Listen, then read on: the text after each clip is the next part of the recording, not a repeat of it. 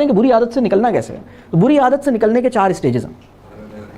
سب سے پہلی بات، آپ فہم کی سطح پر اس بات کو سمجھنے کی کوشش کریں گے کہ یہ عادت اچھی نہیں ہے. یعنی وہ انسان جو اس بات کو نہیں تسلیم کر رہا کہ یہ کوئی بری عادت ہے، وہ اس عادت سے چھٹکارا نہیں پا سکتا. اسی طرح وہ اس بات کو انالائز کرے کہ یہ عادت میرے اندر پیدا کیسے ہوئی، کہاں سے آئی یہ عادت.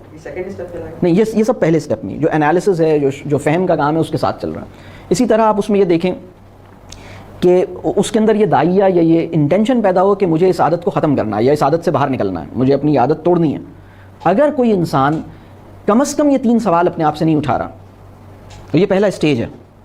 یعنی پہلا کام یہ ہے کہ وہ یہ سوچے کہ یہ عادت، وہ اس بات کو تسلیم کرے کہ یہ بری عادت ہے، وہ اس بات کی فکر کرے کہ یہ میرے اندر کیسے آئی، اور وہ اس بات کا عزم کرے کہ مجھے اس عادت کو اپنے اندر سے ختم کرنا ہے. جب یہ 3 کویسچنز اس کے اندر پوری قوت سے سر اٹھائیں گے تو پہلا اسٹیج کور ہوگا. دوسرا اسٹیج یہ ہے کہ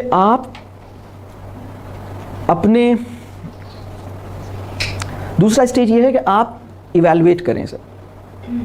یعنی آپ ایک چیک رکھیں کہ اس عمل کی فریکوینسی کو آپ چیک کریں کہ یہ کام مجھ سے کتنی دفعہ ہو رہا ہے، یہ کام میں کر رہا ہوں، اچھا تو یہ کام میں نے، آپ کوئی چھوٹی سی ڈائری میں مینٹین کریں، اس کا لاگ مینٹین کریں. آپ دیکھیں کہ یہ کام میں نے آج، آپ ڈیٹ لکھیں، ٹائم لکھیں، ڈے لکھیں، اچھا یہ سچویشن تھی اور میں نے یہ کام کیا، اب مجھے اس کام کو نہیں کرنا ہے. آپ اس کو اپنے پاس کہیں نوٹ ڈاؤن کریں تاکہ یہ کام جو ہے وہ آپ اس سے روک سکیں اپنے آپ کو. تو دوسرا اسٹیج جو ہے وہ ہوتا یہ ہے کہ جب ہم عادت اسی وجہ سے ہے کیونکہ اس کے اوپر نظر نہیں رکھی گئی.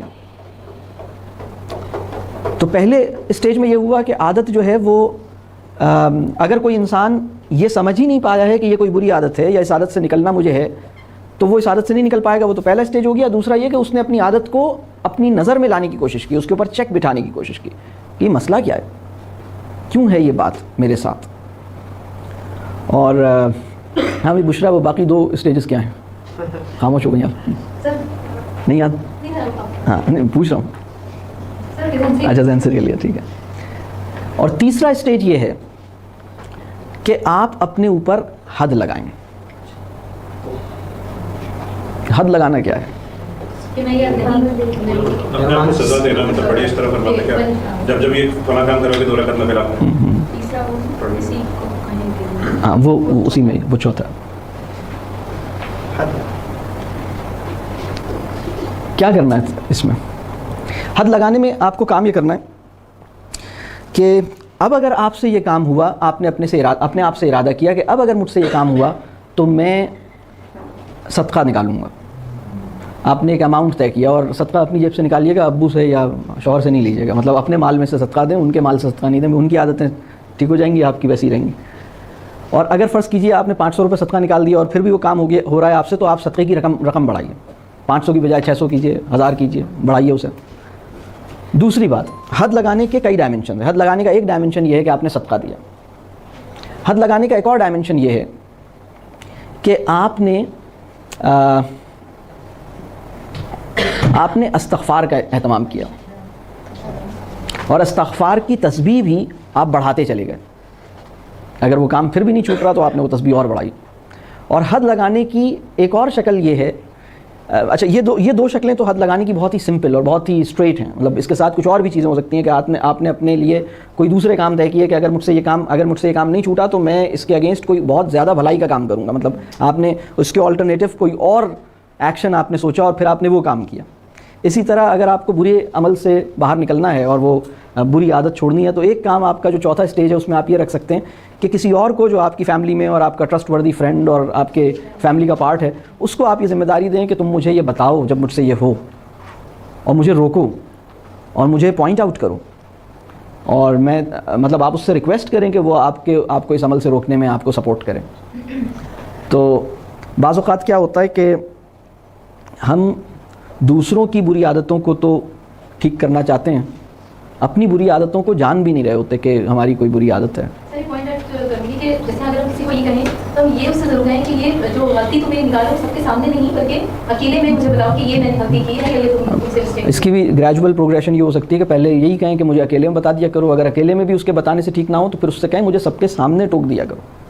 تاکہ اس کو ایک اندر سے مطلب اگر آپ تو ڈپینڈ کرے گا کہ آپ کو کس درجے کی آپ کو ڈوز چاہیے. یس سب کانشیس لیول پہ ہوتی ہے, لائک جیسے نیل بائٹنگ ہے, تو نیل بائٹنگ جب انسان کر رہا ہوتا ہے اس کو پتہ بھی نہیں ہوگا, اٹس ہیبٹ. نیل بائٹنگ ایک اچھا, ہیبٹ. نیل بائٹنگ جو ہے وہ بھی انکانشیسلی ہو رہی ہے, سب کانشیس میں نہیں ہو رہی. سب کانشیس اصل میں کانشیس ہی ہے.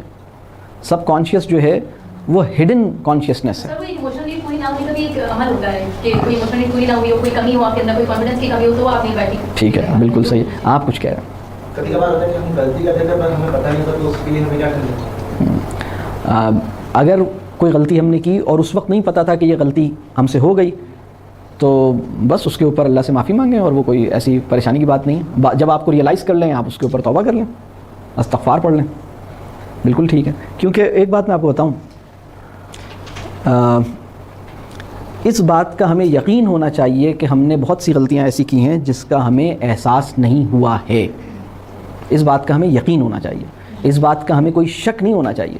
یعنی یہ تو بالکل یقینی ہے کہ انسان ایسی غلطیاں ضرور کرے گا یا کرتا ہے یا اس سے ہوتی ہیں جو اس کی اپنی نالج میں بھی کبھی نہیں آ پاتی. کیا خیال ہے؟ کبھی غلطی سے ہارن بجا دیا اور اس سے سامنے والی بائک پہ بیٹھی ہوئی فیملی چونک گئی, تو یہ آپ نے اس کو تکلیف دی یا نہیں دی؟ دی. ٹھیک ہے, تو ایسا ہو سکتا ہے. اور بھی پتہ نہیں کتنی چیزیں ہوتی ہیں.